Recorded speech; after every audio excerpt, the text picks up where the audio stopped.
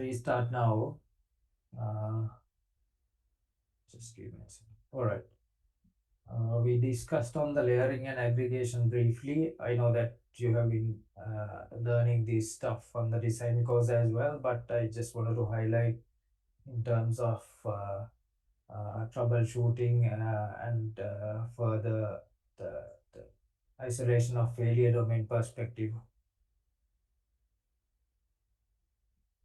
Okay. Uh, we had this slide discussed on the first session as well. This is the enterprise campus with on the same land area with different buildings are situated there. And then uh, some of the then after we build up a network based on design principle, this can be one of the examples if we implemented a design. Probably some of the things we discussed today uh, can be explained or applied in this particular design. For an example, you can see that there are three layers in this design. There are cause layer switches and the distribution layer aggregation switches for each building. The core layer switches are residing on the main building, which we call RCC building, and each of the other buildings having a couple of distribution layer switches. That is to enable redundancy. We are putting two devices, and those devices are interconnected by using two different cables, and the two that is to enable redundancy. And between core layer switches, you can see the layer 2 ether channel having couple of links there that is to again enable link redundancy plus the device redundancy by using two devices. And there are distribution layer switches, each building having different floors: ground floor, first floor, and the second floor. Each floor having access layer switches. Some of the access layer switches switches with the layer 2 switches. Usually you can see the ground floor 1DF. You can see that there are couple of switches. They are interconnected with the distribution layer switches, that is to enable device redundancy. And the layer 3 device is also there, that is to connect certain workloads. I think there seems to be a couple of redundant switch modules there, supervisor modules there. If one supervisor module fail, other will take over. The redundancy implemented on the device itself rather than having a couple of devices. And so similarly you can understand some of the concept. And again, there are wireless controllers implemented with multiple links connecting to the core layer switches, and that there are four of them. That is to enable again redundancy with the sufficient enablement of capacity, I guess, if there are wireless users to be connected and authenticated. And there are a bunch of a couple of firewalls. This says ASA is a Cisco firewall. One is active, one is standby. Uh, and there are a couple of load balancers connected to this SAC1 and SAC2 to the core layer switches. You can see that redundancy and aggregation implemented by three layers: access, distribution, and core. And again, connecting to the external world, which is the university MPLS network. MPLS means multi-protocol label switching network. That is for the wide area connectivity. Uh, so that again connected by using multi-layer switches, which can be implemented on the routers or multi-layer switches. Uh, that's all the fundamentals like scaling, aggregation, the redundancy, uh, scalability, everything implemented here. Because if let's assume apartment building one, affected with a DDoS attack, then you can isolate that area while still other buildings running on well. And all those possibilities are there with the to build this secure or resilient network implemented with the fair redundancy plus resiliency there with the automatic recovery and to avoid single point of failure as well. Most of the concept what we have learned today or discussed today implemented in this particular example of enterprise campus network design. So just wanted to highlight we are in. I told you initially in the enterprise campus you can build a network. It should be based on the design principles and the design patterns. These are this particular network design based on the fundamentals, considering all the aspect and the design principles there. And let's go to the models again. Uh, to discuss some of the failure points and addressing the failure points on this particular case. This is the generic model mostly implemented for the enterprise campuses. It's called enterprise composite network model. This is an abstract kind of an example with the abstract devices in mind. So enterprise campus represented here with a building and a bunch of servers are there on the as a server farm connected to the backbone by server farm network segment, and backbone again having another distribution layer, access layer. This access layer residing to enable access for the client end user devices. It can be IP phone, it can be an end user computer, can be another department switch. So those access layer switches and the end user devices are connected to access layer switches. Then it's connecting with the aggregating at the distribution layer. Then it's aggregating with the backbone or the core layer. And sometimes you can directly connect the servers to the core layer. It's not, if it is if there is a requirement to have a scalability there on the servers or the data center, you can have separate data center core, data center distribution, data center access switch as there. It's based on your scalability requirement. You can go for the 3 layers or the 2 layers. Those are possible. Sometimes you can aggregate distribution and core layer. That is called collapse core. So you can customize these models based on your company size and the scalability requirement in future.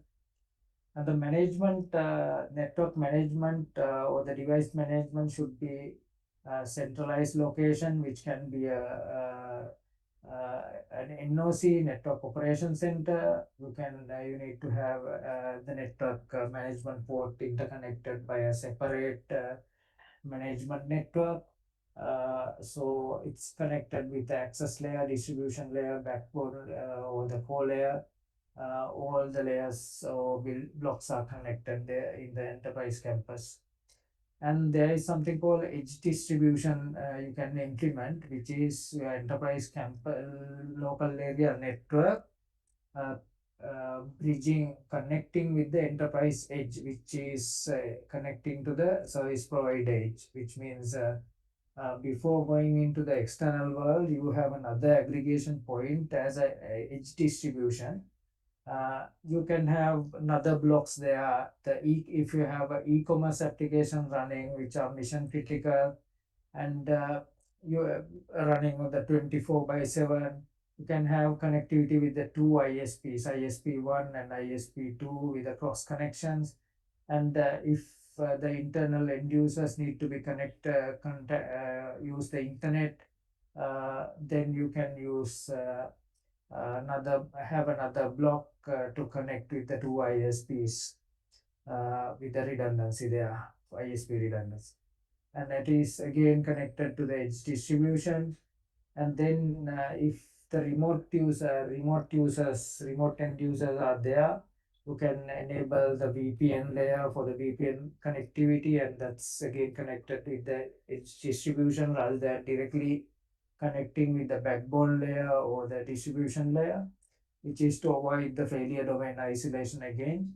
And further, if there are requirement to connect with the wide area network for other branch connectivity, you can use another block.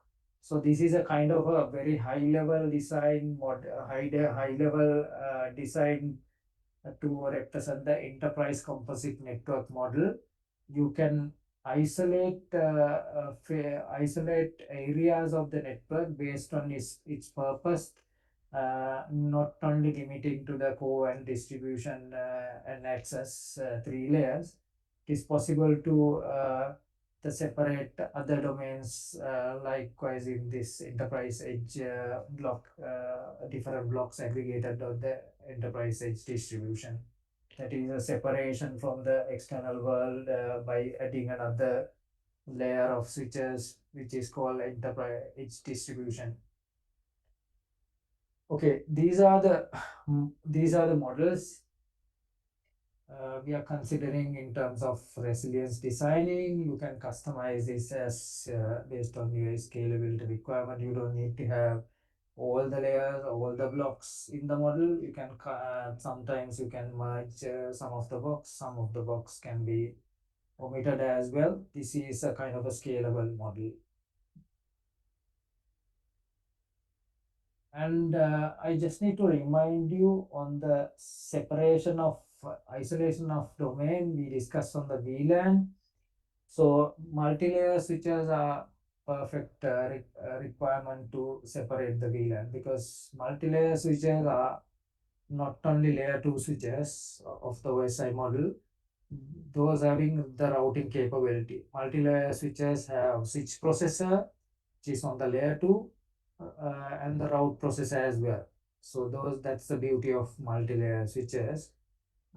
So the both switching and the routing functions are possible with the by using the multi-layer switches. That is another important equipment you can use to isolate the two domains. In this case, VLAN 10 and VLAN 20, isolated, and even enable the communication if there are requirements based on security or the access policies which is on your organization. Let's assume that VLAN 10 is on HR department, VLAN 20 is on the sales department. You can have separate isolated domain which you can't do the packet capturing and see the traffic of others. So it can be separated, and you can reduce the broadcast as well. Usually the VLAN sending broadcast for the address resolution protocol, which is required to map between MAC address and IP addresses. Each host having ARP table and the ARP usually MAC address to IP address mapping handled by the ARP. ARP process usually based on broadcasting. If there is a broadcast, it doesn't go to the VLAN 20, because broadcast domain is limited for the VLAN in this case. VLAN usually the broadcast is layer 2. It will not go through the route processor between the two VLANs. So it's reducing the broadcasting if you are having large number of machines on the each VLAN. So this is a kind of device, multi-layer switches are quite important in terms of isolating the failure domains by using VLANs. You can see the two subnets are there for the routing purpose. The I'm not going into the details of default gateway, all the configurations there, because I assume that it's covered on the design course. The failure domain isolation or separation of the security boundaries handled by the firewall. It is quite a useful device to separate you from your local area or the trusted network from the external network. So that's firewall. The switches are layer 2 and 3 devices. Firewall can go up to the application layer. It is protecting your network from the transport layer to the application layer or above. The next you can see that the firewall security enabled again by the failure domain separating the segments, or this is another kind of device which we usually use to not only the isolate the security boundaries but for the failure domain isolation as well. For an example, in this example, this particular firewall have uh, 3 gigabit interfaces, 3 gigabit Ethernet interfaces. One, you have an internal corporate network connected to gigabit 01, and another external internet and outside world network connected to gigabit Ethernet 0/0.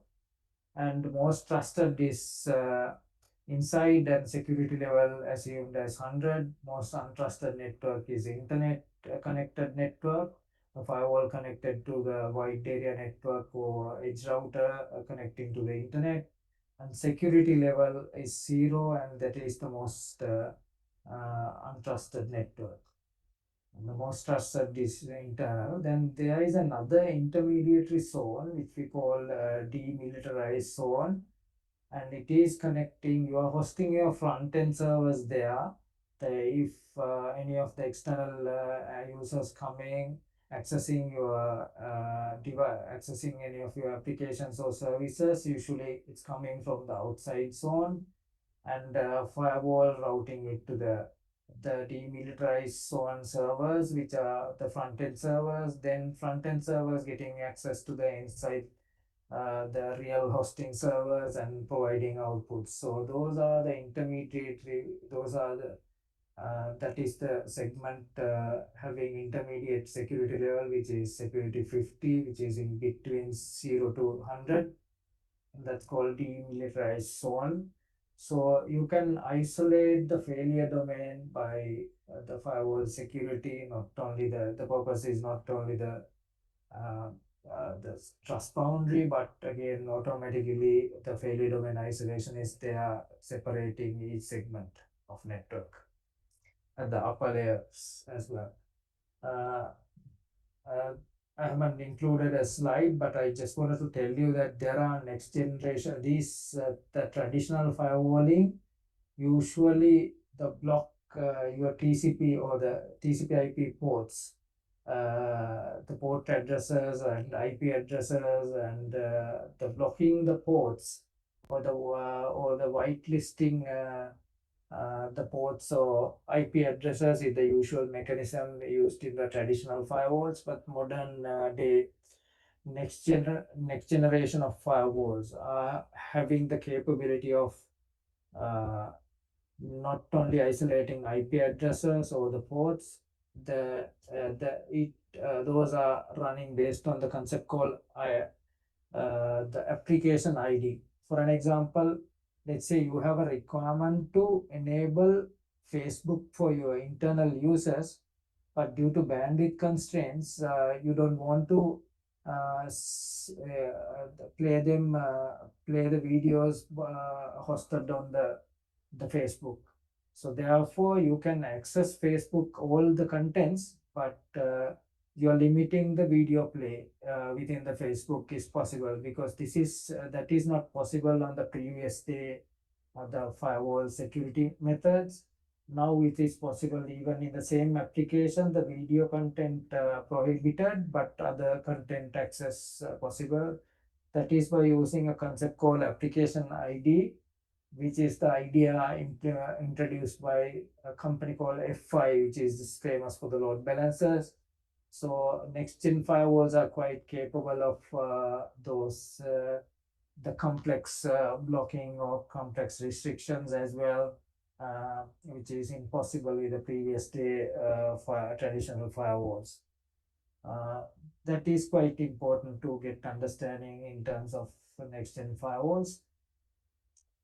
If you have questions, let me know. Okay, probably I can include appendix on the next gen firewalls when I upload these slides. Okay, let me remind you on the 7-layer model because we are discussing on the models today, the failure modeling. We are mostly dependent on this 7-layer. Just want to highlight that even this is something, the isolation is isolation, or the functional separation is there within this OSI model as well. Usually the physical layer representing bits 0 and 1s. The data link layer representing chunks, we call them as frames. Hope you remember we discussed on the Ethernet frames and maximum transfer unit and 1500 bytes. All those things are on this particular Ethernet is running on this layer. The MAC address is representing on this layer, which is the physical address of your computers or the computing devices. Network layer representing the real packets, which are layer 3 packets. The IP, the if you have IP address having this, which is the logical address marked in this particular network layer, then we call it as a packet. And the transport layer representing the segments, usually the TCP and UDP protocols reside on here. And the ports address mapping is again on the transport layer with the application layer on this particular layer.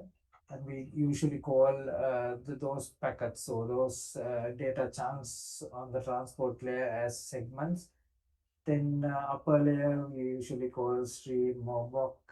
There are several namings, mostly for the networks which matter on the bits, frames, packets, and segments on the bottom 4 layers. All right. So the TCP/IP layer, which you usually call the OSI layer, and there is an alternative called 4-layer model, and you have only 4 layers: link, internet, transport, and application. So those applications are represented, application to application communication represented at the application, host to host communication at the transport by TCP or UDP. Internet, that is the IP address into a host. The point-to-point communication, which is on the physical link, somewhat equivalent to the same level model, but there are differences. We have new models because there are issues on the latest technologies like virtualization and the tunneling. You can't use 7-layer modeling for those representations because these are the later technology introductions. We need to use different models. We are not testing this, but just putting a slide here. We have something called the physical layer. Network equipment manufacturers usually using something called iterative model. It's usually error control and flow controlling with the multiplexer function implemented. And mostly that nowadays the hybrid model is quite useful. You can see that the virtualization is included there, and the routing information base, control plane, all those the network devices having control planes and the routing information bases. All these models are quite useful against the issues on or issues highlighted on the traditional 7-layer OSI model. The 7-layer is quite useful in terms of the teaching the students or teaching somebody of interested in networking to make explanation on this protocol. The 7-layer and 4-layer are quite useful in there. But the practical aspect in modern day usually requires explanation like hybrid model with the virtualization and tunneling and the control plane functions included there. especially on the software-defined networking. We have another different model integrated there because the, the previous models are not sufficient enough to explain the real world the network operations. Okay, before we move to the the next section, are there any questions?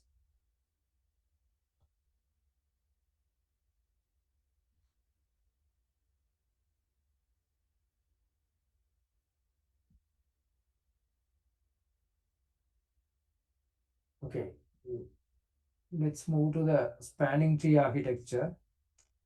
Uh, the spanning tree is a protocol developed, I think, 1980.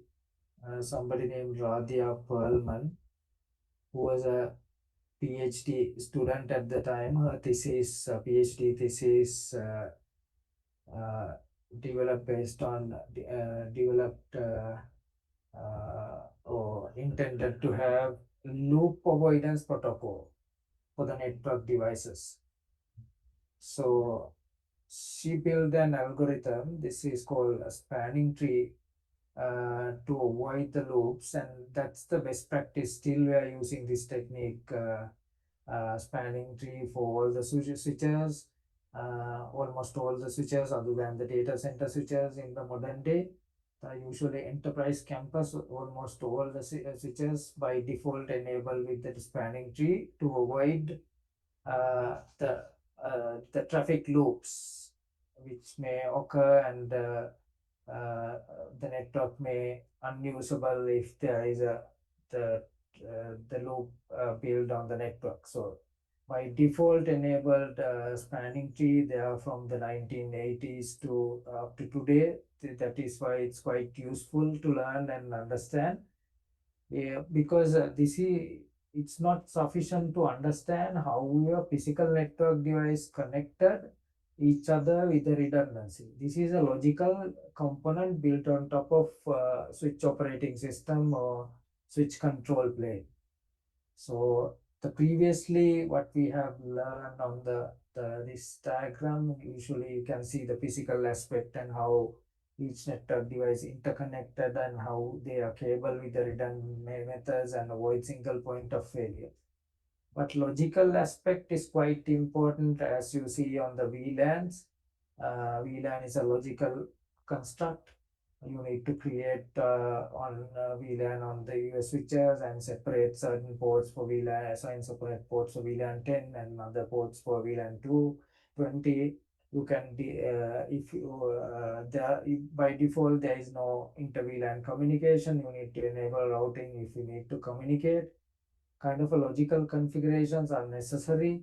Even though firewalls, you need to configure whitelist, and that's again included logical configurations. And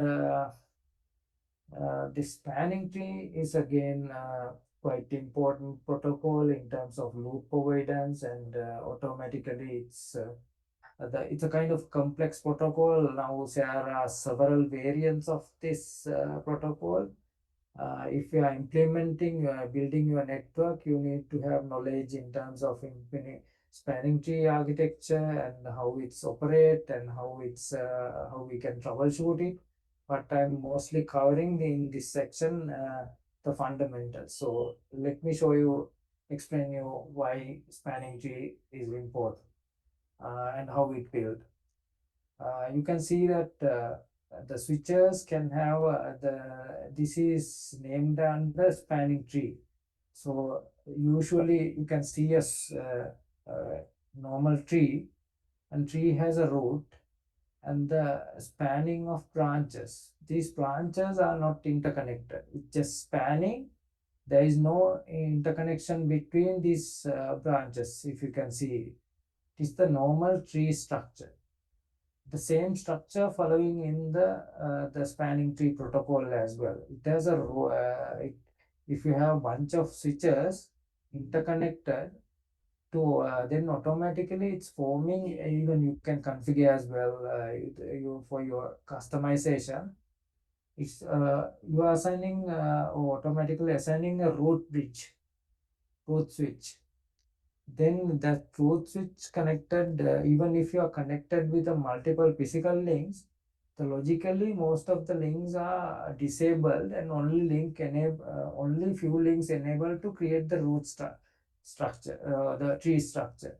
You have in there you have one root switch and few switches as the branches and spanning branches, and it will be flow like this, but there is no loop here. Likewise in the branches represented here, there are no interconnection between the edges of the branches, so it's just spanning up to a certain level. So root bridge is the primary switch in this case to handle the spanning tree. You can have multiple bridges, root bridges, to enable the redundancy if root switch fail and the function should be taken over by others. There are several variants of the spanning tree. What I wanted to highlight is in terms of data center, this structure is quite useful and still we are using for the enterprise campus connectivity or campus networks or enterprise campus switches. That is quite useful. But there, in terms of data center building, because modern day the end users are there, they are connected by using uh, end user switches and the access layer, distribution layer, core layer. But for the data center, there is an issue in this by using the spanning tree. Especially on this is an example. You have access layer, distribution layer, core layer, and all the switches from core layer to distribution to access, interconnected by using connecting physical cables. But there will be loop if you connected all the switches by this full mesh fashion, by interconnecting each and every access switch with the distribution layer switches, each and every distribution switches with each and every core layer switches. You can have multiple links for the redundancy, but still spanning tree blocking most of them, because you can't have a redundant link with a loop. So how finally by using even you are interconnected by using physical links for all the dotted link and the black links, the dark links here. The spanning tree protocol nominating a root bridge or root switch as it represented at the core layer, and there are a couple of links going enable for the distribution layer, and distribution layer to access another couple of links, and all the links at the access layer by default enable to connect all the Endostore servers. Those are called leaves. You can have all the branches in this spanning tree fashion. But if you implemented this spanning tree structure for the data center servers, for an example, database servers, application servers, they are mostly communicated between them. Most of the traffic from client to server, it is okay to have a spanning tree. But if server to another server communicating, for an example, one of the servers in the access switch on the first access switch required to communicate with the third access layer switch hosted server, then it should go through the distribution layer, root layer, and go through 3 layers, and it adding the latency. And there is another issue as well, because even though you are physically connected all the switches with each other above layer, your spanning tree blocks most of the ports and enable only few ports to avoid looping between the switches. So even you have 160 Gbps at the access layer. Let's assume that each of the link is 10 gigabit. Uh, connect 10 gigabit connected to each server of the data center. Now you have all servers having capacity of 160, 10 into 16 links connected to the access layer switches. But top layer, you are only enabled 4 links by the spanning tree, and all others are blocked even you are physically connected. That's having only 10 into 4, 40 Gbps at the distribution layer. And the core layer, even it's worse. Now you are having only 2 ports enabled by the spanning tree, all other disabled by spanning tree, even they are physically connected. So you are getting only 20 Gbps. So you are missing the bandwidth, and let's assume that if database server need to communicate with another server, and multiple servers intercommunicating with each other with a huge bandwidth requirement, then you can't go beyond 20 Gbps if they are on the 2 different access switches. So this is a limitation for the data center network, but not a major limitation for the enterprise campus. So we call usually the data center traffic as east-west traffic, because server-to-server communication is heavy on the data centers. The client-to-server communication, we usually call the clients are coming from their devices to the data center. You can use enterprise campus this architecture, but they are all not heavy in terms of client-to-client communication. So, but still, the client-to-server communication goes on the path of access distribution core. Since the traffic is low between server to client or client to client, uh, this is acceptable. Spanning tree is acceptable for the north-south traffic, which is between client and server. But server to server communication in data centers, which is not acceptable, it is a limiting factor for the bandwidth and adding the latency by going through the several layers. So this can be this is one of the main disadvantage of spanning tree architecture, which is a best practice for many decades. So the last decade, the few years back, actually implemented something against spanning tree, which has the requirement something like this. For an example, the data centers prefer having architecture like this, having the full bandwidth, all the links enable, all the connected links enable, no blocking for the spanning tree, which is the required architecture or required configuration for the data center, because you have all 3 layers interconnected with full bandwidth of 160 Gbps by using 10 gigabit Ethernet links. So this is the expected architects, and people, this is a kind of a tree expected there. This can be called as FET tree, right? The previously we were the spanning tree. Now our data center required something like this, the FET tree.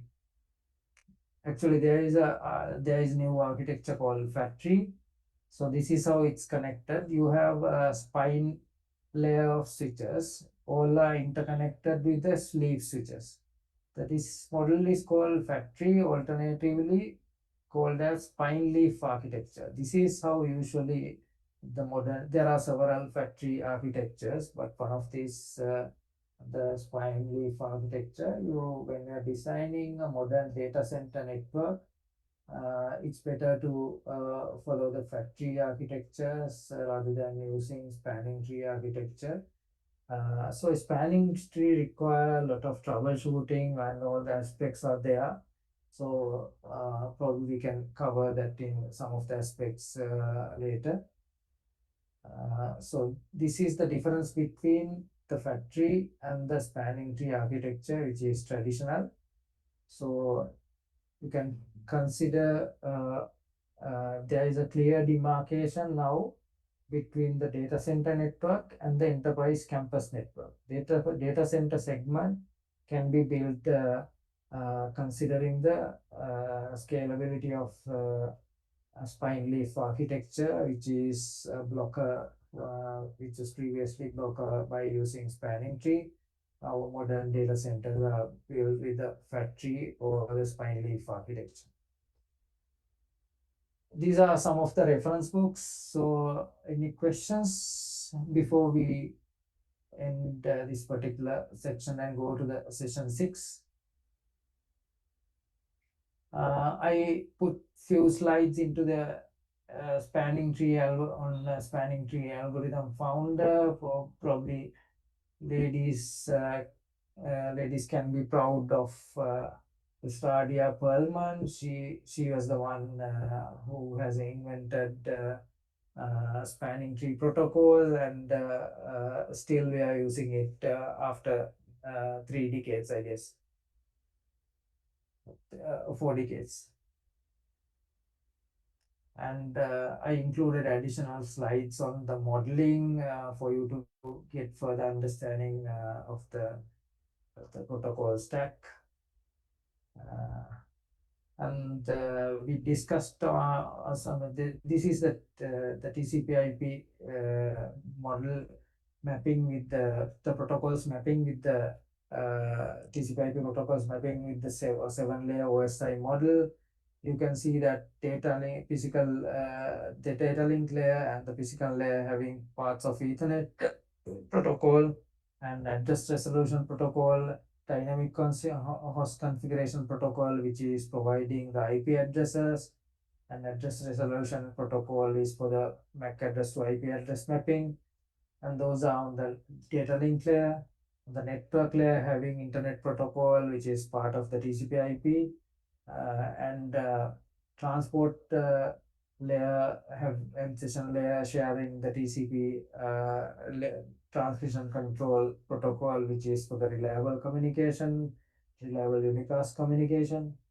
And you can see the UDP, unreliable datagram protocol, on the transport layer, and DNS, data domain name service, which is mapping the IP address to URL. So the host names is on the application to session layer. So HTML, which is the web protocol, hypertext markup language. So on the presentation and session. Real-time transmission protocol, transport protocol is another protocol we use for the control plane. It's on the session and presentation layer. And a few other protocols are included. Since we discussed ICMP, which is for the ping application, and the trace route, it is on the network layer. And some part of there on the address resolution protocol, we representing the IP addresses. And give me let's and there is another protocol we are discussing this on the multicast, that's called IGMP, Internet Gateway Management Protocol. That is for the multicast, the layer 2 multicast. We will be discussing that on the later when we are doing multicast multicast lessons. So you can see that the different protocol of TCP/IP are representing here, since we use the protocols like ICMP for the troubleshooting with the different applications like ping, trace route. So ICMP is, you know that it's on the network layer. It's useful in the network troubleshooting. And where the TCP and UDP belongs to the transport layer mainly. So you can see that simple network management protocol, which we call SNMP, is useful in terms of the monitoring network devices. Network monitoring require something like SNMP to enable traps on the any failures, fan failures. The monitoring and network management quite important. If you are telnetting or connecting with a remote device for the command CLI access, usually it's done by SSH or telnet. Those are representing the session layer. Just wanted to give you an idea on how modeling important in terms of your troubleshooting so and design. So even if you even but there is an asymmetry in terms of this protocol distribution. You don't have an ample amount of protocols for each and every layer. For an example, the internet layer or the network layer only in the real world currently dependent on IP internet protocol other than the InfiniBand. Usually the 99.99 of world traffic, internet traffic based on the IP address. There are almost no other choices at the network or internet layer, which means the previously there was something called IPX for the novel network, now no longer operational or use the familiar within the internet or the world. So you can see that still you have limited number of choices in terms of protocols. You can see that Ethernet, the mobile 3G, 4G, all representing cable networks, Wi-Fi, all at the link layer or the physical layer usually representing. Some functionalities goes to the second layer or the data link layer as well. All right, there are modern protocols recently developed. You can see that if you observe your the internet usage.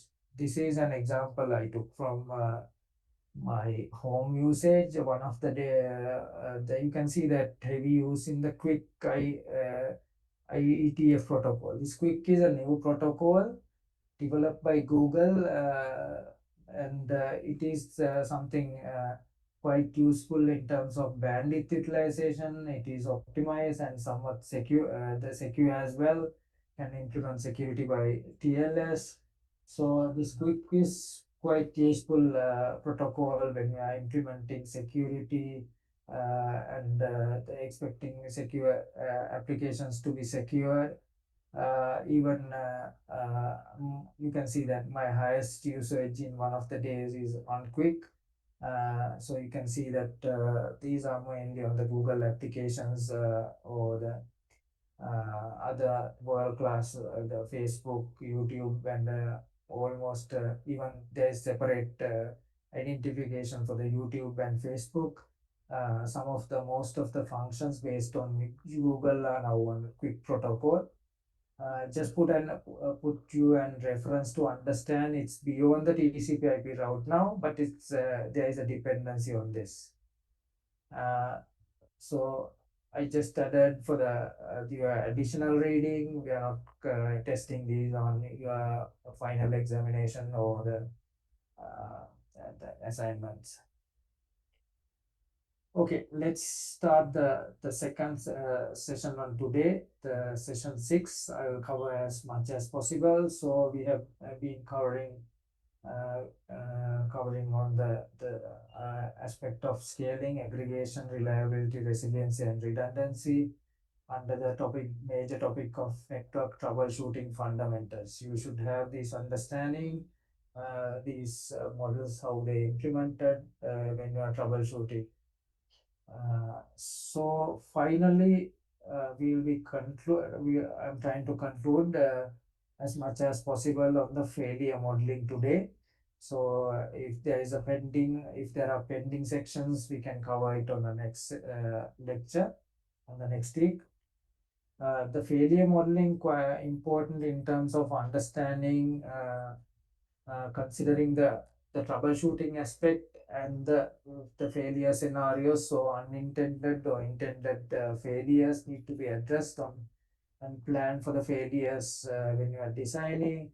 You need to have strategies for the mitigation and the enabling redundancies and clustering included there.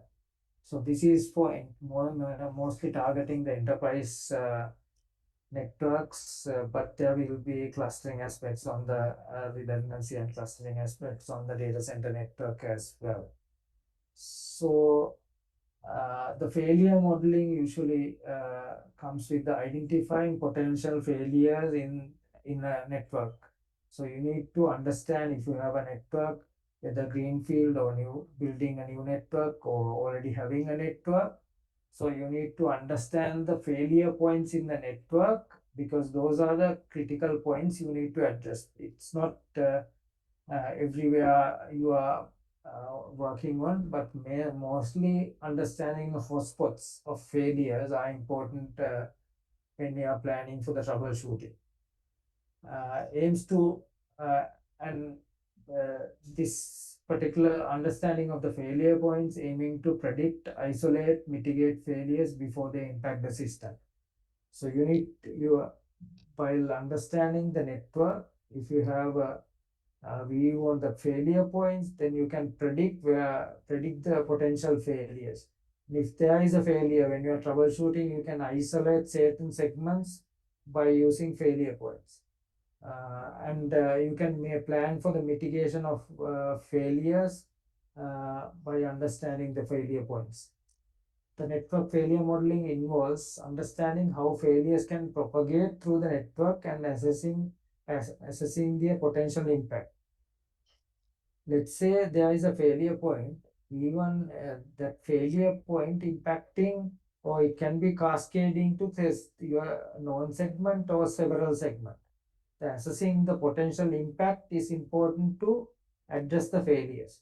So different failure points need to be addressed based on the impact of the potential failure, either downstream or upstream of the failure points. It is a crucial aspect of network design and management and helping to ensure resilience and reliability. Excuse me. So this crucial aspect in terms of the design, not only design, it is to ensure the reliability and resiliency. You need to understand the failure points. If you are unable to understand or mark the failure points or the hotspots of failure, then you don't get the picture of your troubleshooting points. These models often simulate various failure scenarios such as node failures. So the failure scenarios, the previously we discussed on the link failures, node failures, and the cascading failures, which can impact several other failures upstream or downstream. Understand how the network responds. Sorry, give me a second.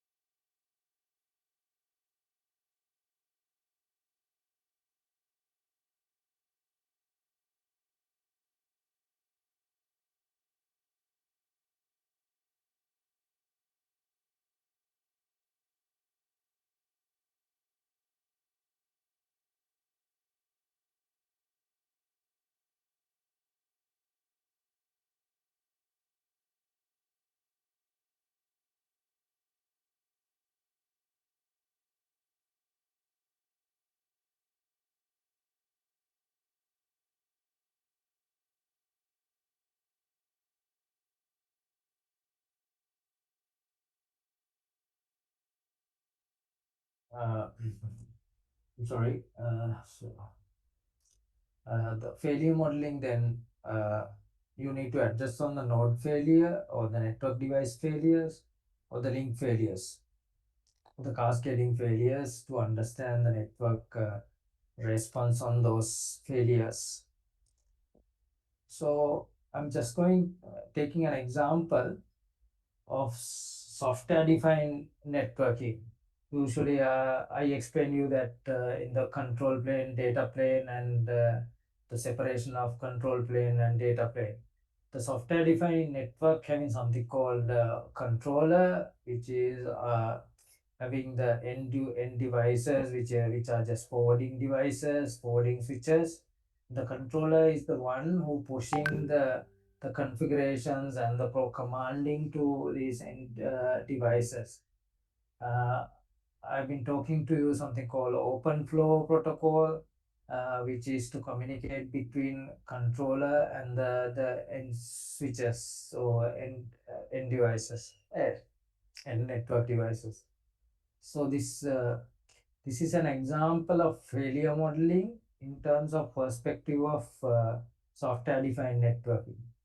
So this particular case, the controller is there. Controller has the access to all the switches by its network management or the links connected to the management ports. Now there is a source computer and the destination computer, and switches connected with a primary path and the backup path as well. So switch A, switch D, switch E, and that is one of the path to the destination from source to the destination. And usually traffic goes through this particular primary path, switch A, switch D, switch E, then the destination computer. The marked by red, which is the primary path. And there is a backup. There is a backup path as well, which is goes through the switch A, switch B, switch C. So the controller is sending messages, or the controller messages, to each and every switch which is connected to the management port. Now suddenly the link between switch A and switch D has broken. The port is down.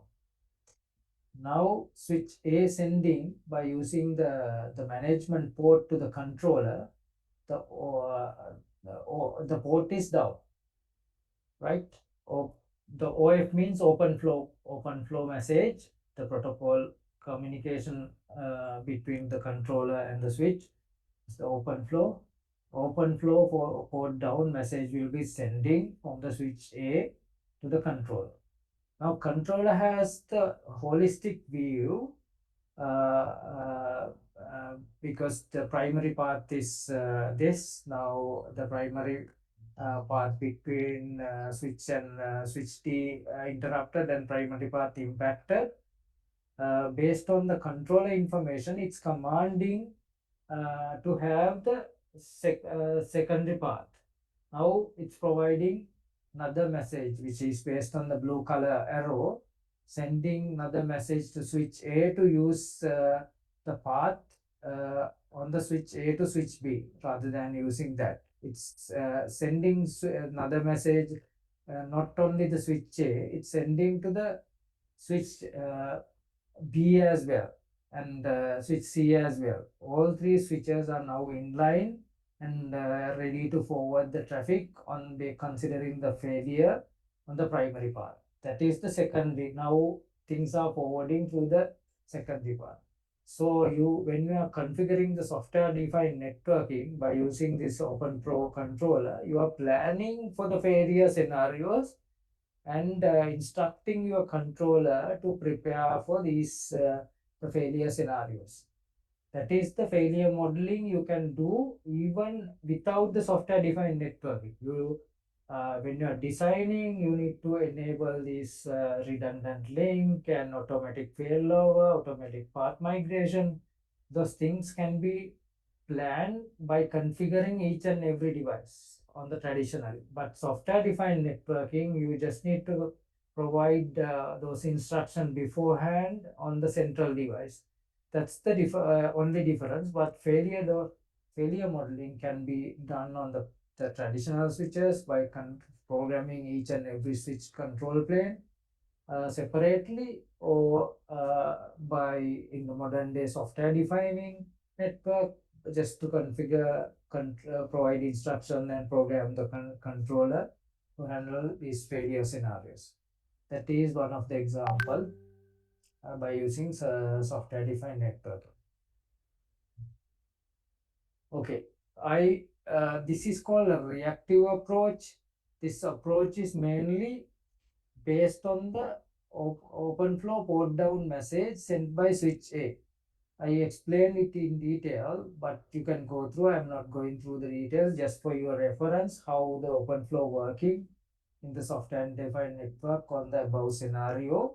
You can program based on this particular steps and the script steps provided in the reactive approach. There is something called proactive approach as well. That's something different and complicated. So I explained here only the reactive approach just for you to understand by the process or the data plane and control plane flow chart separation. Okay, all right. I'm not expecting you to go into the details of reactive and proactive approaches. Just for your reference, I wanted to take you go through an example how we are planning for the failure modeling by using SDN software defined networking.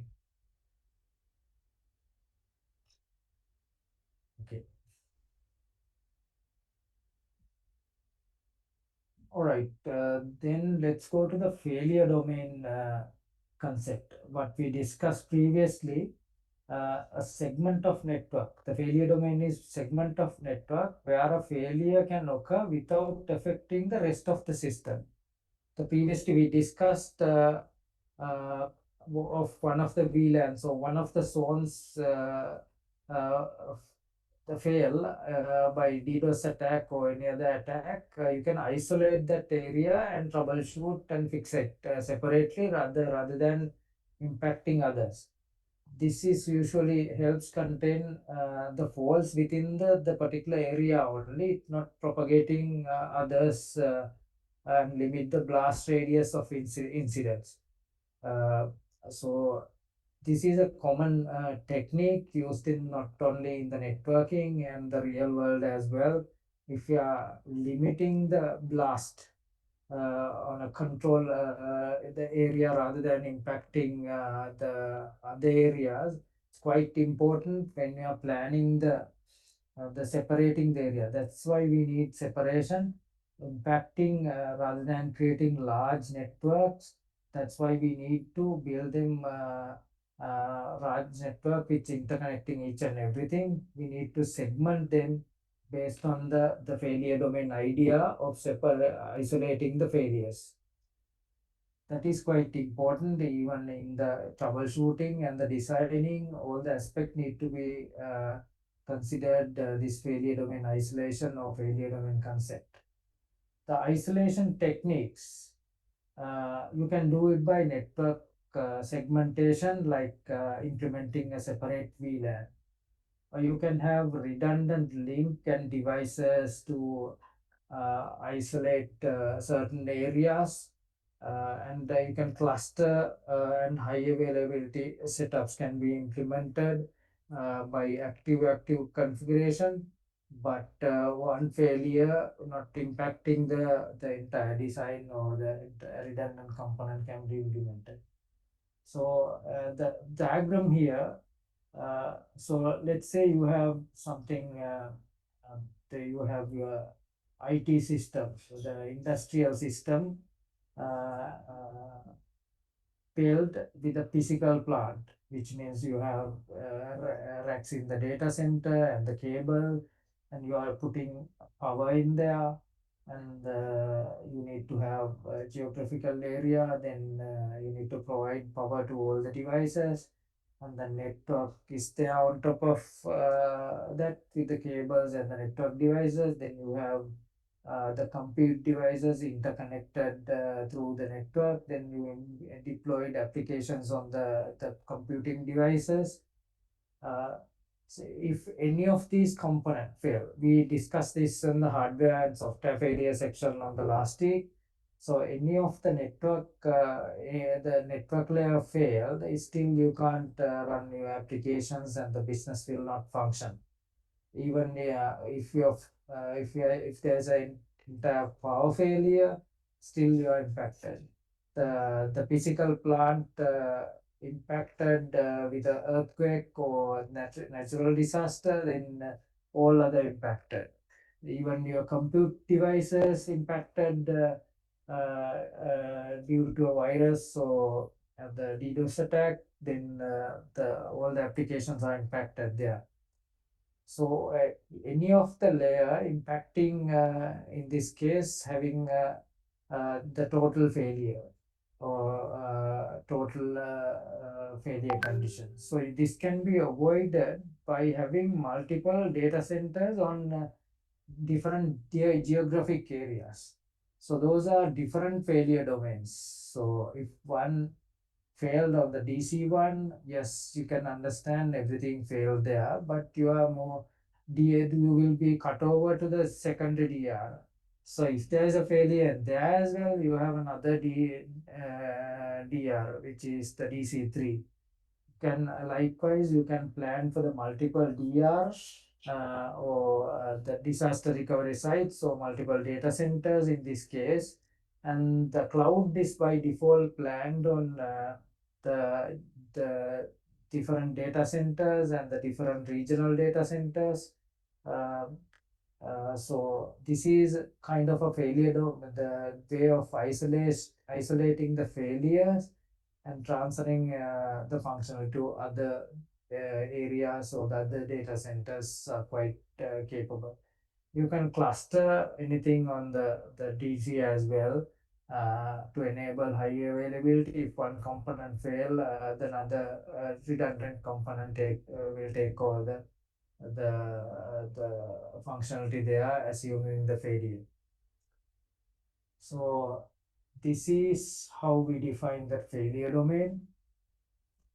Uh, the basically it's a segmentation of separation of different segments of the failure domain, or limit the size of the failure domain is important if or decide the size of the failure domain important, because if you are having large number of servers in the same in a failure domain, one of the failure domain, it may impact entire operation. So reducing the size of the failure domain is important when you are planning for multiple failure domains. For an example, if you have a VLAN, uh, you don't need to have many number of users there. You can limit the number of users per VLAN, where because it's if failure on the VLAN or the attack only impacting limited number of users there. If you have many hundreds of users in a VLAN, probably it's impacting many hundred of users in a failure scenario. So limiting the size is quite important up to an acceptable level based on your organization policies and the criticality of segments.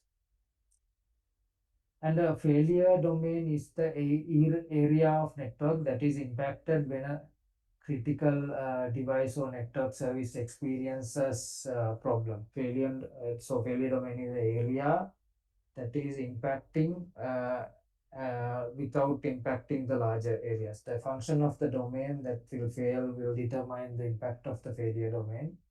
The function of maybe failure domain impacting one place may be impacting all the components or some of the components in the failure domains.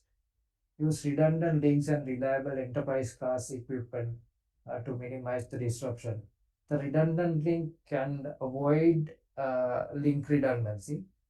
If you are using reliable network devices with the enterprise grade rather than home-based network devices to build your network, it's quite important because those enterprise devices having multiple fans, multiple power units, supervisor modules, all those things are there. Those are not available on the home-based network devices. It is quite important to use right enterprise class devices if you are building enterprise class network which are having the reliability mentioned on the data sheets. Smaller failure domains reduce the impact of failure, but also make troubleshooting easier as well. The impact of failure not limiting with the smaller failure domains, since you have less number of devices to troubleshoot, it's easier to troubleshoot as well. That's the advantage. And this the failure domain example you can take in this particular diagram. You have couple of core switches. The core switches are layer 3 devices, layer 2 and 3 multi-layer switches. Those are interconnected, and you have a couple of data, the aggregation layer switches. The data center core layer have been connected with the, you can have 3 layers on the data center as well as the enterprise campus. This particular case, data center having 3 layers. These are the top switches are on the data center, identified as a data center core layer, and you have data center aggregation layer and the data center access layer switches. Those are the ones connecting the data center servers. So now you can see that there is something called primary VPC. VPC means virtual port channel. You can implement the link redundancy by using the active. If you are doing implementing something active, both the links are active. If one fail, other will still carry the functionality. That's called virtual port channel. That's implemented between the data center core switch and the aggregation layer switches with having 4 links together. And you have a primary virtual port channel and secondary virtual port channel. This is addressing complex link redundancy scenarios in terms of failures. These are modern day technologies used in that active link redundancy rather than active passive or active backup redundancy. There are protocols like HS, first stop redundancy protocol. One of them is HSRP. If your gateway device, layer 3, when you are configuring a server, you are assigning a gateway IP address. If it is not belongs to your server or the VLAN or the subnet, then external traffic from the VLAN goes through this the gateway IP address. You can have redundant mechanisms to maintain the redundancy in there. If any of the switch failed, there's still the secondary switch as forwarding with the same IP address, backup same virtual IP address. That is something called first stop redundancy. We'll be discussing details on the later. And the primary, you can configure a spanning tree as a by implementing root bridges. If your data center running on the spanning tree still, then those are possible to implement with the redundant method. So access layer, again, you can implement access layer with the redundant links they are connected to the aggregation. So these are the models, ways to interconnect and enablement of reducing the failure domains. If there is a failure on the link or the ports or the devices, these architectures preventing you to limit the failures by isolating the failures, by separating VLANs or separating the ports, enabling the redundancy by having multiple links and using the protocol like virtual port channel and first of redundancy protocols to have redundant gateways.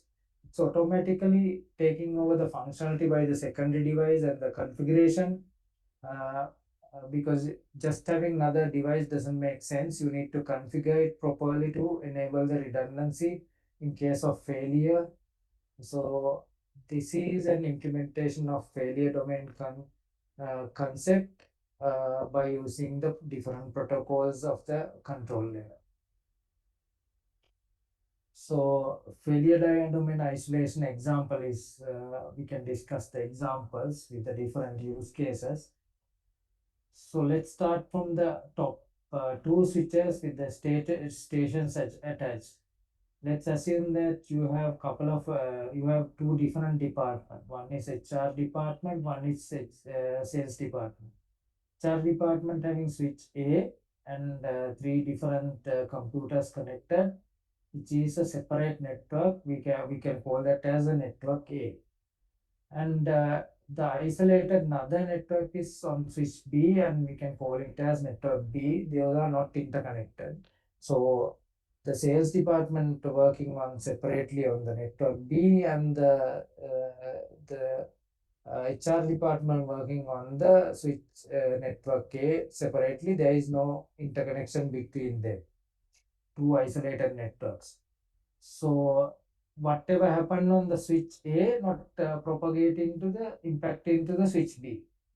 That's an advantage and separated failure domains. But still you have a requirement to interconnect them.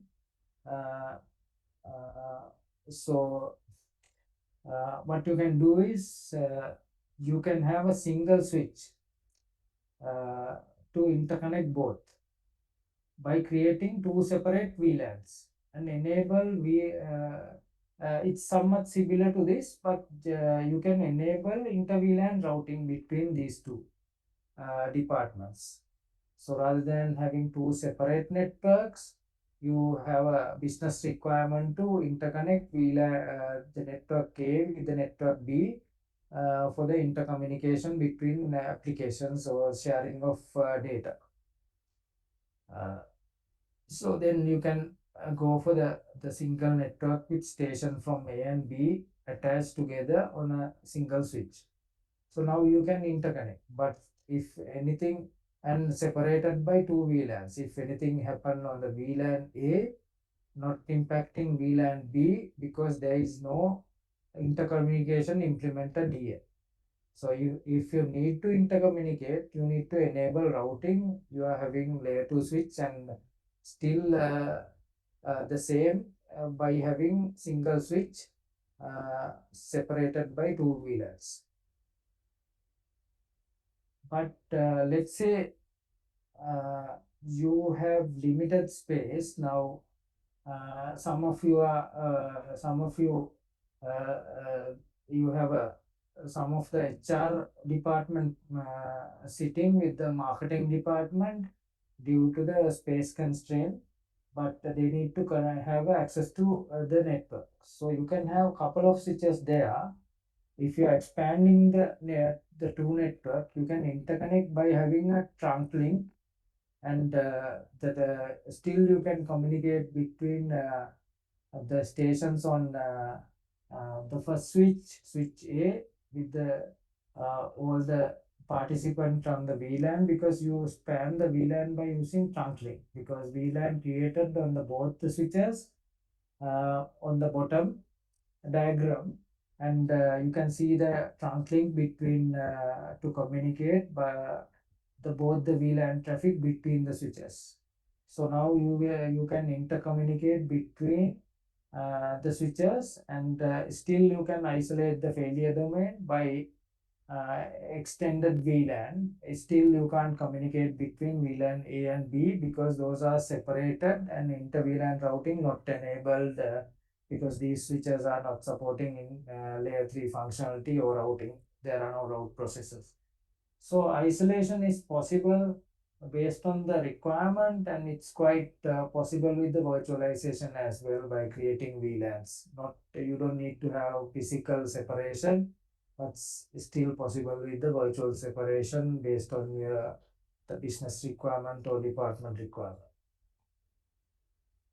Any questions until this point? This is the we are representing how you separate and expand your VLANs on different switches, and how to still isolate logically rather than isolating physically based on these three use cases. Okay, previously we discussed on the firewalls, the switches we can use VLANs for the isolation. The failure domain isolation by firewall is also possible because you are isolating at the upper layer. We discussed on the demilitarized zone, three firewall interfaces separated.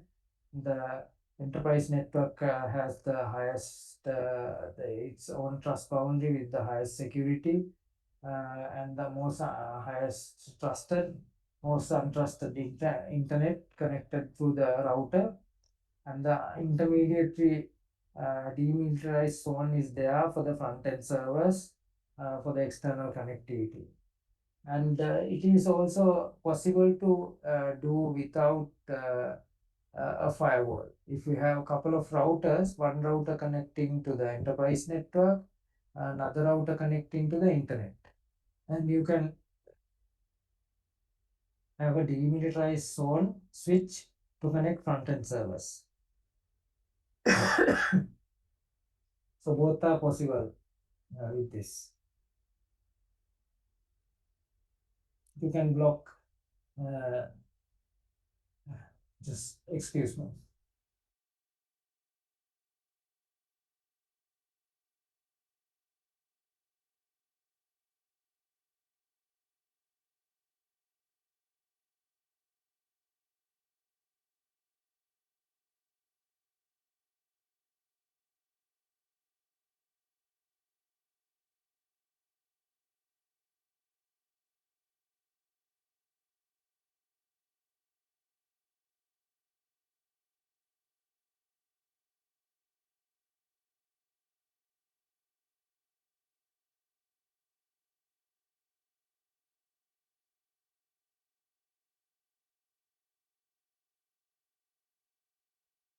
Sorry for the interruption. So basically, the isolation of failure domain is possible by using firewalls, even without firewalls. Having couple of routers for a small business, you can do this. Uh, and again, firewall have more luxury of blocking the ports of different protocols because it's high layer above the third layer, and the transport and application layers can be used to block the application ports, and all those things are possible. But if you are a small business which you can't invest on the expensive firewalls, still this three-part firewall topology is also possible for the isolation of domains without having a firewall. And redundancy and load sharing uh, can be discussed. Uh, as we previously discussed on the redundancy, having multiple devices, if one failed or another will take over, or if one service failed, other will take over, it's possible. That's usually named can do in a two by using two approaches. First is active passive. That's a kind of failover mechanism. If while there, even if you have a couple of devices, for the redundancy, if one fail, only the second one will take over the functionality of active. But for the load sharing scenario, it's not the failover scenario. It's a kind of a active scenario. Both the devices are active and forwarding the traffic. If one fail, other will take over the entire load or entire forwarding function. But when both are up and running, it's sharing the load between the two devices. That's the load sharing. The design can scale to a large campus network. Uh, that this particular design on the core distribution and access layer with the multiple VLANs and spanning. This is one of the models, example models, campus hierarchical redundant topology, which is a improvement or enhancement of enterprise campus model. This model tested for scaling scenarios. In this example, the design has been tested on the network that has 8,000 users, 80 access layer switches, the 14 distribution layer switches, and the 4 core campus routers for the external connectivity or the core layer. So over this model, having the multiple VLANs on same switch, and aggregating at the distribution layer, switch A and B in this case. And you have the core layer switches, which is the default gateway or layer 3 functions running. It is the virtual IP provider. If one device fail, other will take over the default gateway function at the core layer. And it is connected to switches and the two different wide area networks or two different wide area network routers. This is kind of a full redundant model. Most of the Sri Lankan on-prem network are built based on this simple architecture. So any of the users on the VLAN 2 can move their laptop to the next switch, and because VLAN can be spanned to the other switches of the access layer, so more movement of your machines can be quite possible. Just give me a second, I have an important call.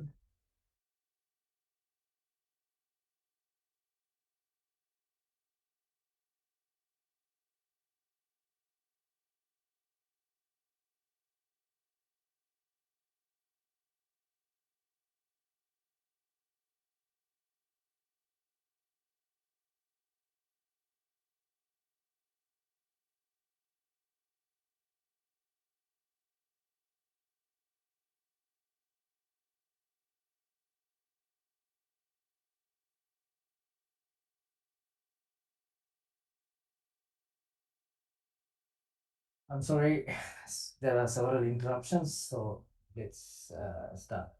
So the campus hierarchical redundant model, it's usually the best practice for the Sri Lankan enterprises as well. This is the on-prem, most of the on-prem designs are based on this particular model because this is well tested and scalable and quite reliable model which you can use for the redundancy and load sharing as well. Okay.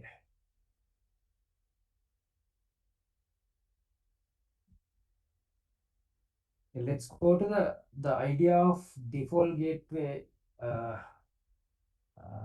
redundancy, which is a kind of the logical layer. Uh, there are three major protocols, three famous protocols. These are called first stop redundancy protocol, FHRP in a short term by acronym. The one of the famous is called HSRP, which I represented on this diagram as well. It is on the it is you can see that the access layer and the distribution layer having the layer 2 switch symbol here. These are not multi-layer switches on the access and distribution layer. So your layer 3 interface in the core layer, which is represented as a router or layer 3 switch, we can assume. So your default gateway is not on the access layer switch because it's layer 2, there can't be have IP address there as the default gateway configured for the VLAN. So VLAN terminating at this point. VLAN default gateway, VLAN interface IP address configured on this core layer switch.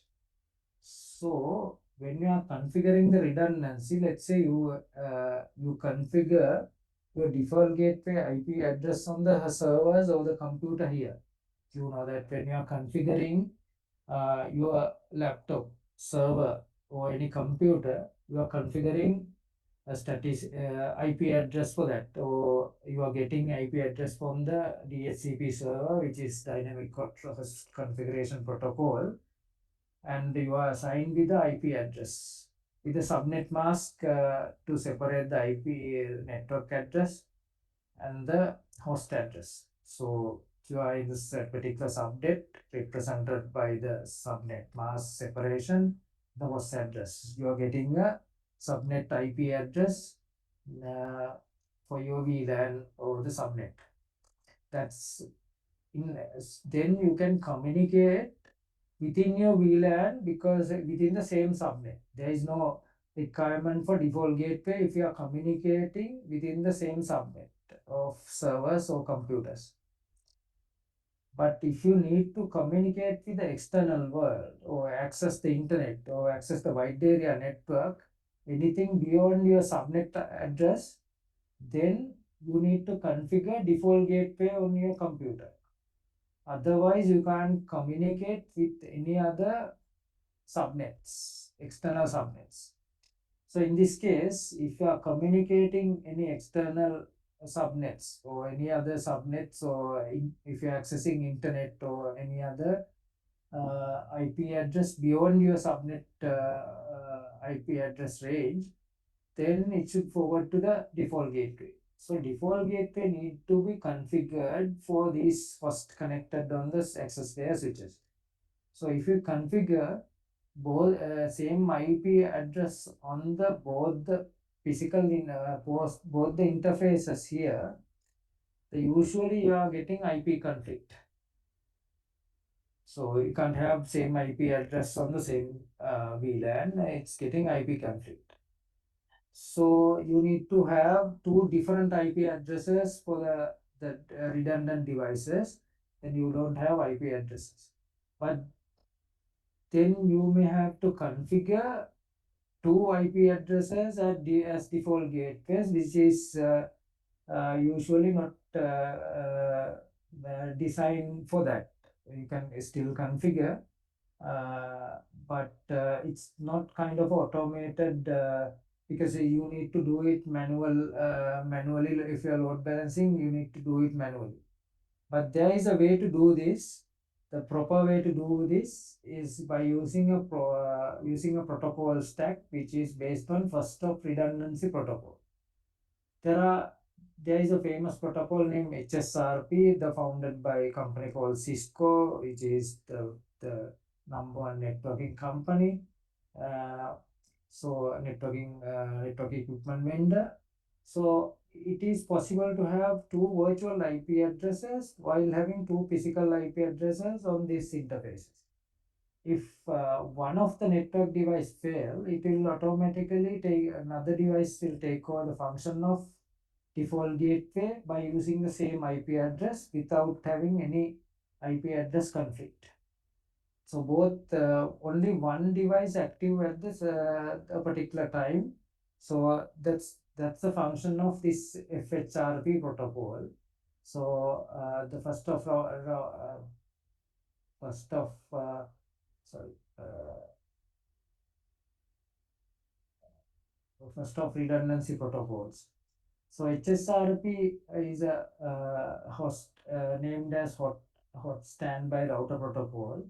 So it's running as active backup. The one router take active function, other will take standby function, and still you have a virtual IP address configured on the both the routers. So the active router fail, standby take over the standby router forwarding function. You don't need to change IP address of the default gateway on the workstation. That's the beauty of this HSRP protocol. And the HSR, since HSRP was primarily a proprietary protocol, there is an open standard from EETF.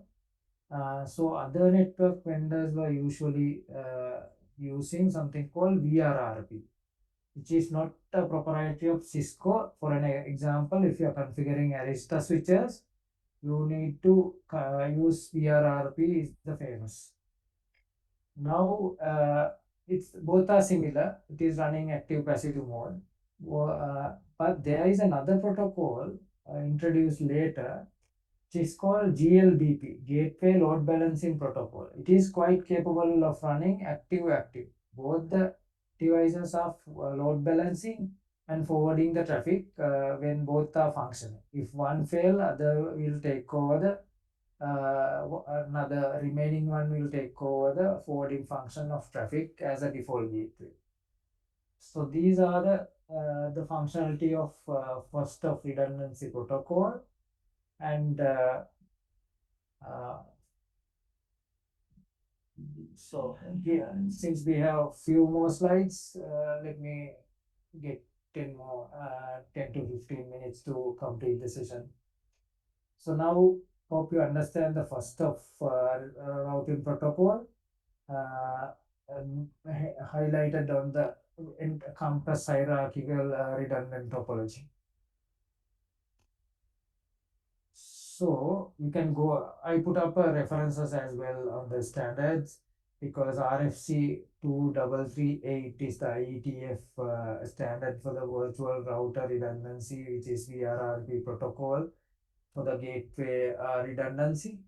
The routers, you can implement any layer 3 switch over the routers with at core layer, distribution layer, or access layer to run the gateway gateway redundancy, because even though this example showing it's implemented on the core layer, you can implement it on the distribution layer if you have the layer 3 switches in there. Even it is possible at the access layer, if you are configuring layer 3 access switches there with the access layer on the layer 3 with the layer 3 functionality. It's not, you don't have to limit, it's on the layers. Based on your network design, you can implement all 3 layers, but you need to have layer 3 functionality enabled on your switches, which means multi-layer switching. It's possible to implement on the routers as well, because router is a layer 3 device.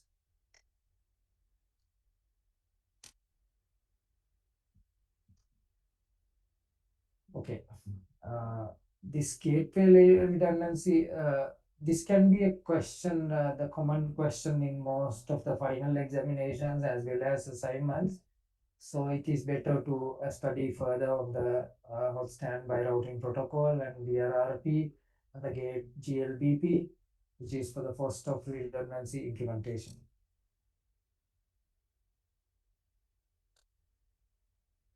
Okay, that's about the network redundancy, but I'm still touching the server redundancy as well, because we need to consider the clustering. You can see some small diagram at the bottom right corner.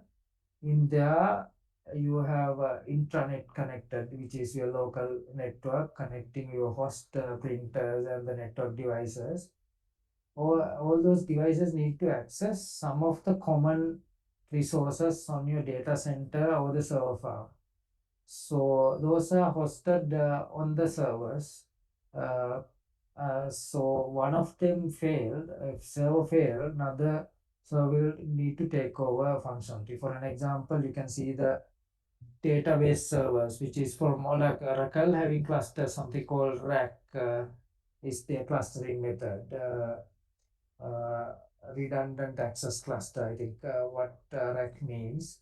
The functionality of rack is if both the servers, if you're having multiple servers clustered together, those having a link between two servers, and those are synchronizing the data say the databases. So one server fail, other having exact copy of uh, the functionality of each server. And the storages, if you can have external storages synchronized with the redundant array of disks, which we call RAID disk, and you can synchronize both two RAID clusters as well. So if one devices fail, it's automatically take the single point of failure avoided by RAID functionality. Uh, and also having couple of RAID clusters synchronized together. If entire RAID disk cluster, RAID disk cluster fail, RAID disk series fail, other will take over the function.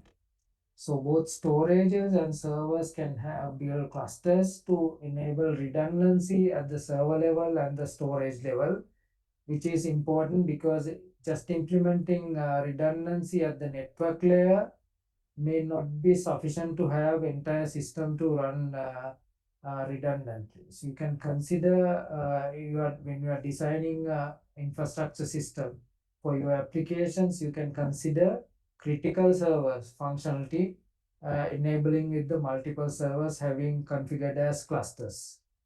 It can be application level clustering, like I mentioned before, the Oracle like clustering, like, and you can have RAID disk and RAID arrays can be clustered as well as in this particular case. So this can be done by using several techniques.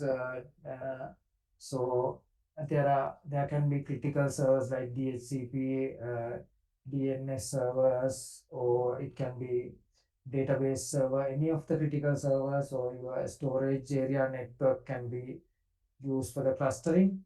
So in this particular case, storage network will separately, because usually the Ethernet network we are not using for the storages. There are separate kind of requirement for the storage area network, because implementing like lossless Ethernet is possible now.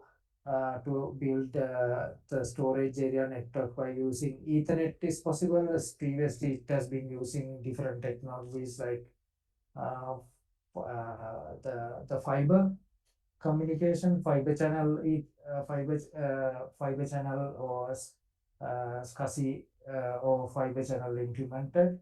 Now it's quite possible with the special lossless Ethernet switches and data center bridging implemented, and configure the storage area network on top of Ethernet is possible with the modern technologies.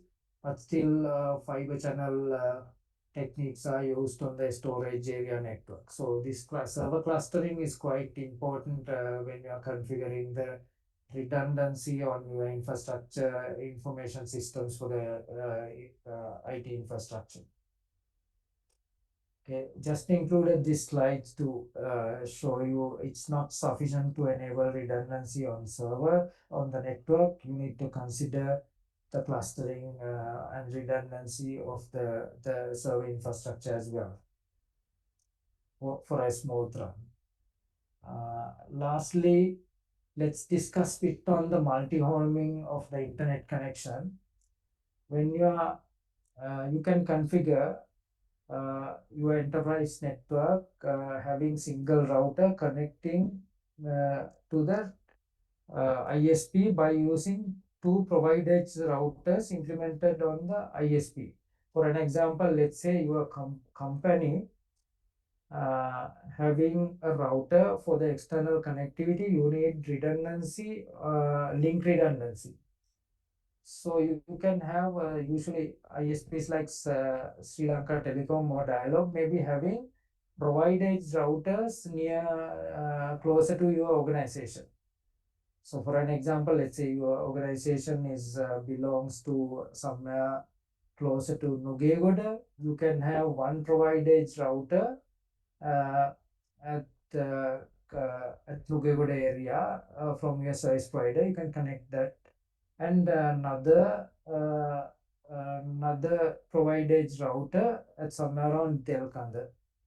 You can configure. You can request your ISP to connect with the both, because one failed, another will take over, and you can have the link redundancy at least in this particular scenario on the option A.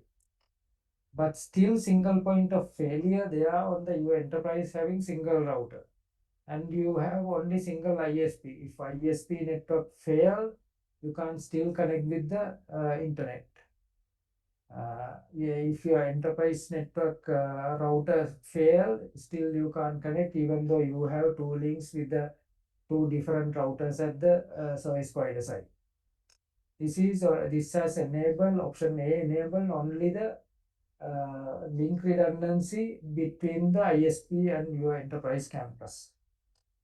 But options B, connecting two different ISPs, that is providing additional redundancy, because you are connecting with two different ISPs.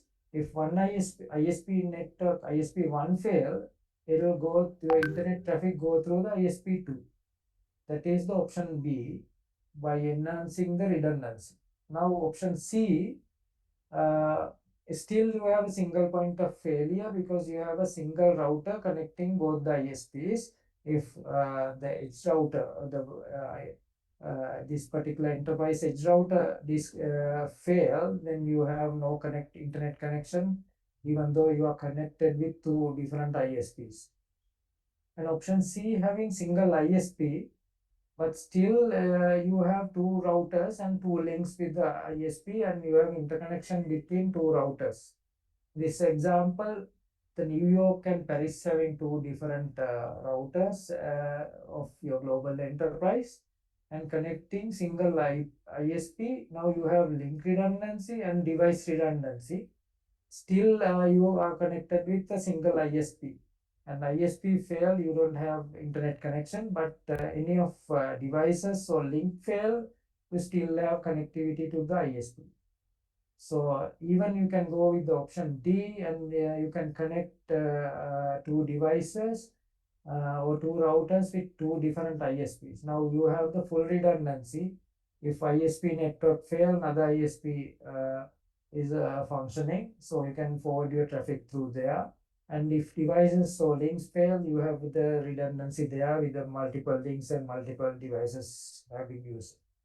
So these are four different ways to having multi-homing. Multi-homing means if you are connecting with the two different ISPs, this is the way to configure or interconnect those based on your business criticality and the business requirement. All four options configure compared in this chart, so you can consider the multi-homing aspects and how to interconnect, how to improve the redundancy by implementing these topologies. Okay, this diagram previously discussed as well. I just put up again for you to understand the details. So you have two different ISPs, and two routers are connecting and interconnected. You configured BGP, border gateway routing protocol, as an exterior routing protocol to the control plane protocol to communicate with ISP, two ISPs.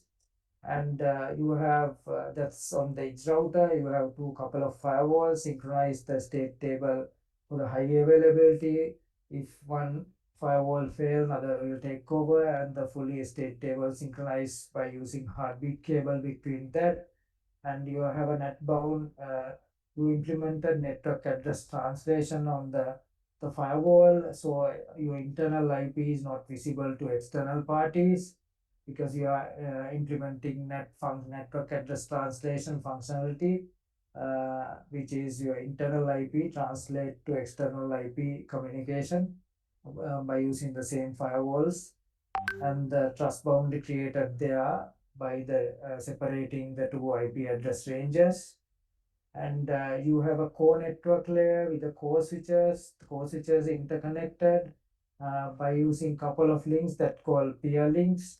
That's the PO10 is the link between that, and you can have a couple of devices here, couple of links here bundled together.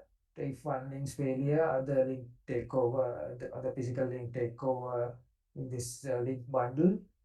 And you can have another distribution layer connected with multiple links, and as a with the cross links as well. So you can configure OSPF as the routing protocol of interior gateway routing protocol at the between the core and distribution layer. So then distribution layer connecting with the access layer switches of the different VLANs for the different purpose, having multiple links between different access layer switches and the distribution layer switches, enabling the redundancy. So this is a kind of architecture. You will get a question on the most of the time in your final examinations and the assignments with these enterprise dual ISP internet its modules. So these are type of essay type questions most probably you are getting based on the past papers. So you can consider a deep dive on these slides and getting understanding. These are the reference book. So basically, we covered almost on the last these six sessions, we covered almost the fundamentals of network troubleshooting. Now we can, from the next week onwards, we will be going into the modern techniques in terms of modern technology, emerging technologies, and the troubleshooting requirements like time synchronization, time stamping, and the different traffic types such as unicast, multicast, and broadcast separation. Especially, we will be going on the unicast and multicast troubleshooting methods, because those having multicast having different control plane functions and having different aspect of troubleshooting require. So then we will be learning the cloud networking, as well as other emerging technologies there. So most of the network troubleshooting fundamentals and theoretical aspects are covered with these six sessions what we have passed today, passed on the past weeks. So I will be uploading. Uh, I already prepared the assignments, but I haven't uploaded because these two sessions need to be covered. If any of you completed it before in the vacation and uploaded it, it'll be an issue. So I thought of keeping it and upload it on today. So I will give roughly 3 weeks to submit the first 2 to 3 weeks to submit the first assignment, and there let me share the assignment, and it will be available for you to access on today. Just give me a second. Probably it's useful for you to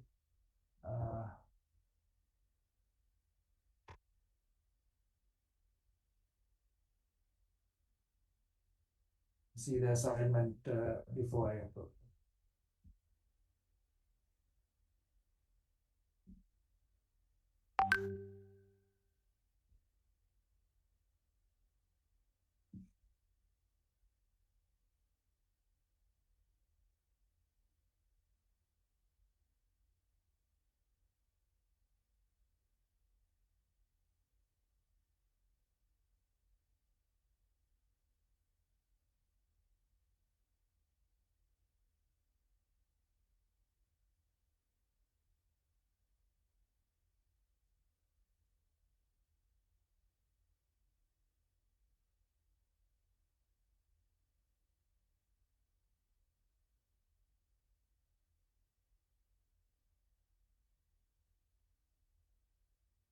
So,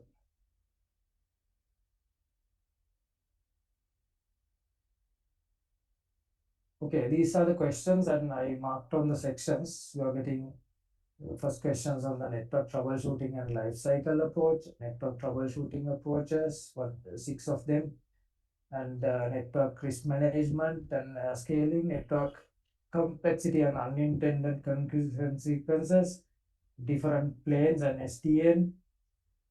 Two questions will be there, and the network performance metrics and latency breakdown, network failure categories and mitigation strategies, scaling. Excuse, excuse me. Ah, ah, just give me a second.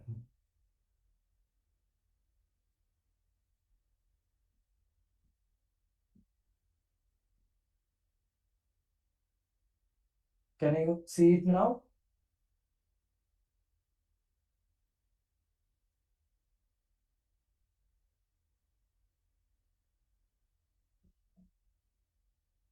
Tapra, can you see it now? All right. There are 10 questions. You need to answer all. Network troubleshooting and life cycle, network troubleshooting approaches, network risk management and effect of scaling, network complexity and unintended consequences, and the control plane, data plane, management plane, and SDN stuff, and network performance metrics and latency breakdowns, network failure categories and mitigation strategies, scaling, aggregation, resiliency, and redundancy, which we covered on today. Then on the spanning tree was factory operations and the failure modeling and multi-orbing. So if you have any questions, you may ask on the next week. I want you to go through the deep dives on these topics. You need to write at least half a page essay type answers on these questions. If there are diagrams required, just you need to use them and explain in detail. There is no limit in terms of the space you need to have, but minimum at least you need to write half a page to get full marks on each question. So you can deep dive these. These are quite useful in terms of your final examinations as well. So if you have any questions on the past lectures, you may ask on the beginning on the recap. I will be starting a new lesson on the next week, so please ask or everyone to join the session because some of those technologies are not standard technologies. Maybe you are learning something new, and we are going for the deep dives. Okay, this will be available on the course web in the evening, so then we can start your first assignment, and I'll update you further. Okay, any questions until this point?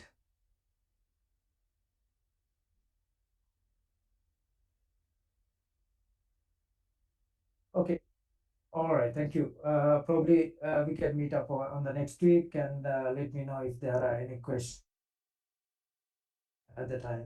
Okay, thank you very much for joining the session today, and again wish you for a happy new year. Right. Bye bye. Thank you, sir. Bye Thank you, bye. sir. Thank you, Thank sir. you, sir. Okay, see you guys. Thank you, sir.